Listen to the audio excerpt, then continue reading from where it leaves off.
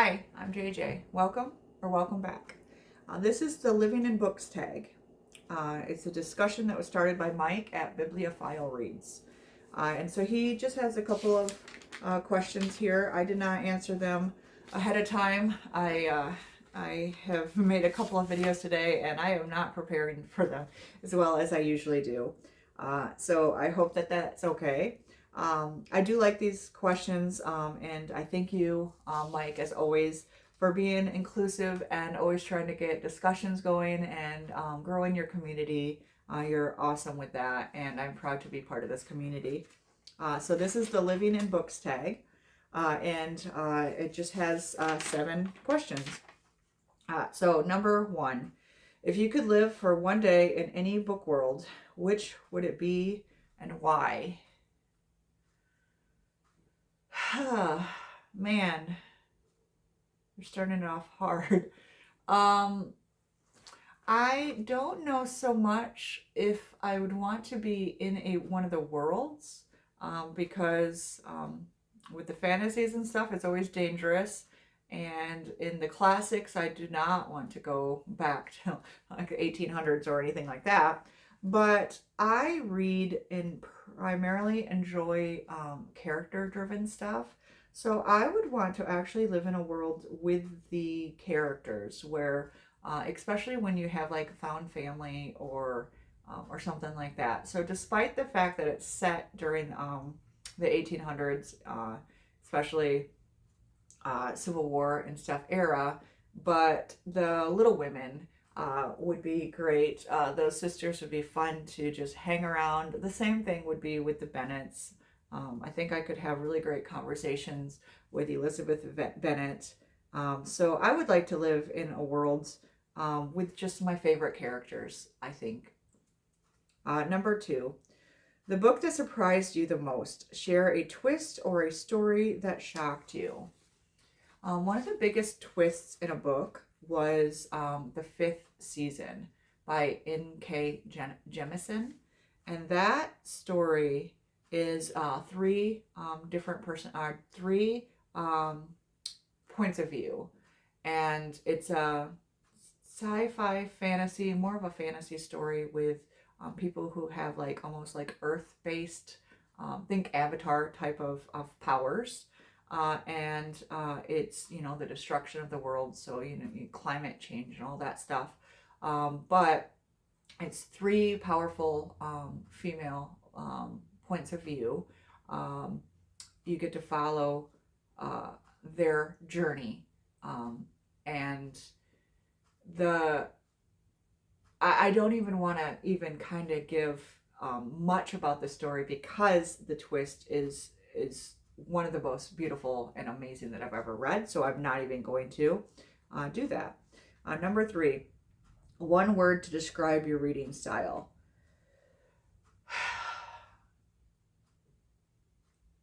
Eclectic. Number 4, bookish superpowers. I wish I had. Okay, bookish superpowers I wish I had. Pick a skill from a book of from a book character, a fiction or nonfiction. It can be magic, intelligence, courage, anything.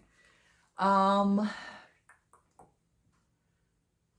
am trying to think of some of my favorite characters, but thinking just superpower wise,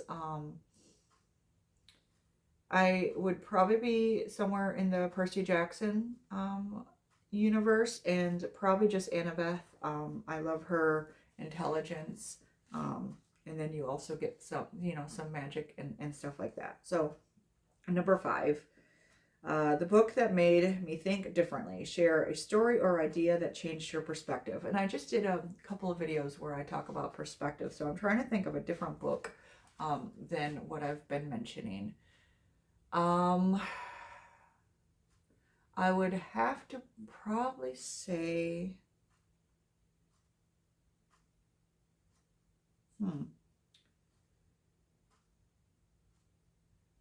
I am going to bring up East of Eden.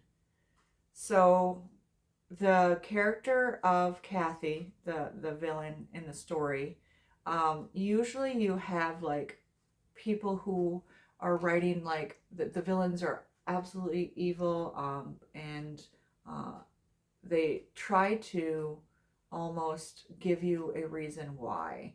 They try to um, explain that away or justify their behavior. Or, and I'm not even complaining here, but I also love redemption arcs.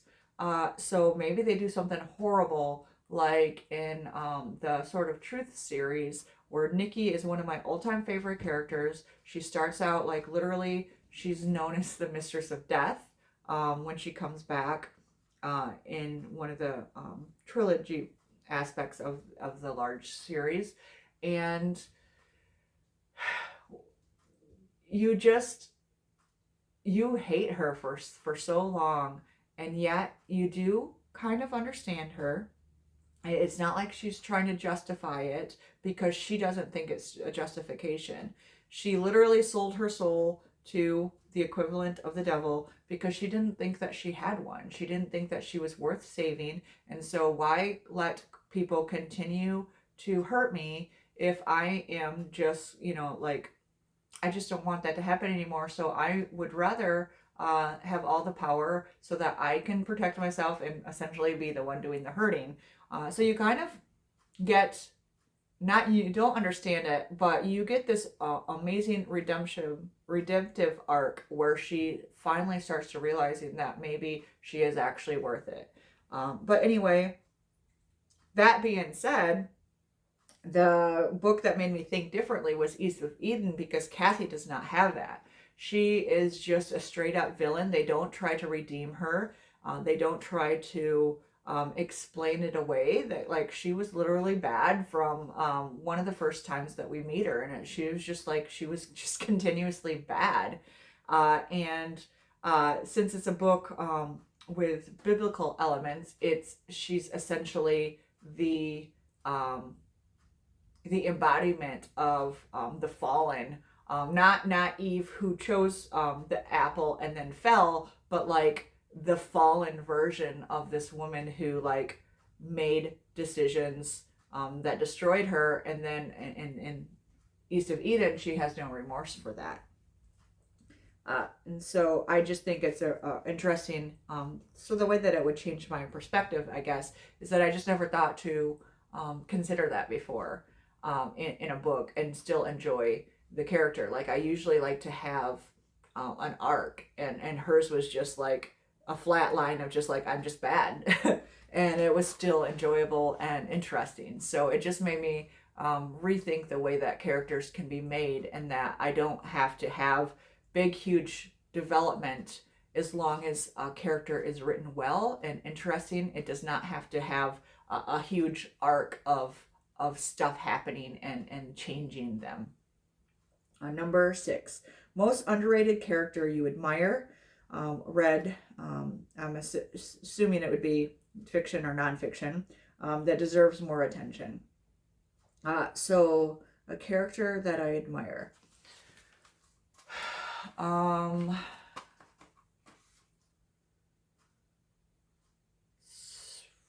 So recently, not recently, but I'm always talking about the Angeline Bully books, and she's a indigenous author, and she's from Michigan, so I really resonate with her books, being from Michigan and having a lot of indigenous family members. But there is a character in there, Donis, who you meet her in the keeper's daughter, or the firekeeper's daughter, sorry, and then she comes back as a main character in the third book, which is The Sisters in the Wind, which you actually should read second, because chronologically it would go before Warrior Woman, Warrior Girl Unearthed. And so Donis is just a fantastic character, that you, when you get to see her in those two books, the development that she has, and I just talked about how you don't always need these huge arcs to make a character interesting, but with her, she was always interesting, but you get more depth and understanding of her, and you get to see this silent strength growing, that is very fascinating and interesting to read. And she's such a great character. And I feel like the Firekeeper's Daughters are like nationally known books, and they're popular, but I feel like I don't hear a lot of people talking about them. So Donna's story is not getting out there in a way that I think she deserves. And so that would be my underrated character. Number 7, bookish pet peeves or quirks, funny or relatable. I used to, I don't have a whole lot of people who read around me, but I had a book that I lent out. I was in during 2 weeks for reserves, and we were bored and we were trying to read. And I learned from that first time to bring extra books. So I had a couple of extra books, and one of my battle buddy friends needed something to read, so I gave her one of the books, and she completely demolished it. Like, she had it folded in half, like pages were coming out. She set it on the floor, and it was all dirty. And the thing was, it was an independent author that I had met, and I had her autographed copy, and it was a book that was special to me, and it just completely got demolished. And so I don't loan out books anymore, but just the destruction of books that are not your own. Like, I do write in my books. I highlight or underline. When they're my books, I can do what I want with them. But I would never do that to a book that somebody else loaned me. So that it was a pet peeve of mine, that we don't respect other people's things. But also, it's a pet peeve of mine when people get nitpicky about what other people are reading. And so I'm just always happy that people are reading. If I meet somebody out in the wild and I see you with a book, I'm always asking, like, what are you reading? Or the other day at work, I met somebody and they had a shirt that said coffee and books, and I was like, are you a reader? And we actually had a really great conversation about books, so that we could just recommend them to each other. And I didn't read a lot of them that she suggested, but she did suggest a couple that I definitely will look up. So I just feel like going into a conversation with somebody who's reading, like, it doesn't matter if they're not reading the kind of books that you would like, or that kind of books that you think should be read more. Just be happy that they're reading. And I just think that we don't we put too much pressure on reading the right kinds of books, that other people who are not reading those kinds of books, they're either scared to talk about it, or they're scared to call themselves a reader because somebody's going to ask them what they're reading, and then it's they're picked on or whatever for what they're reading. And I just think that we need to be kinder in that aspect, and just embrace the fact that everybody's going to read something different, and them not reading what you would read or what you would enjoy does not make their tastes any valid. And I just don't like all that judgmentalness when it comes to what we consume. So that would be just a pet peeve of mine. Is just I just don't like the unkindness. I just think that if you're reading, and I'm glad with that. I also have the pet peeve of not just the gatekeeping, but also the gatekeeping in the aspect of then trying to ban books that you don't want to read, or that you don't think are appropriate and stuff like that. So anyway, those are my answers to that, and I could talk longer on that aspect, but I'm not going to, because it was just a fun discussion tag. So anyway, thank you, Mike, for the discussion and for tagging me. Happy reading, and have a great day.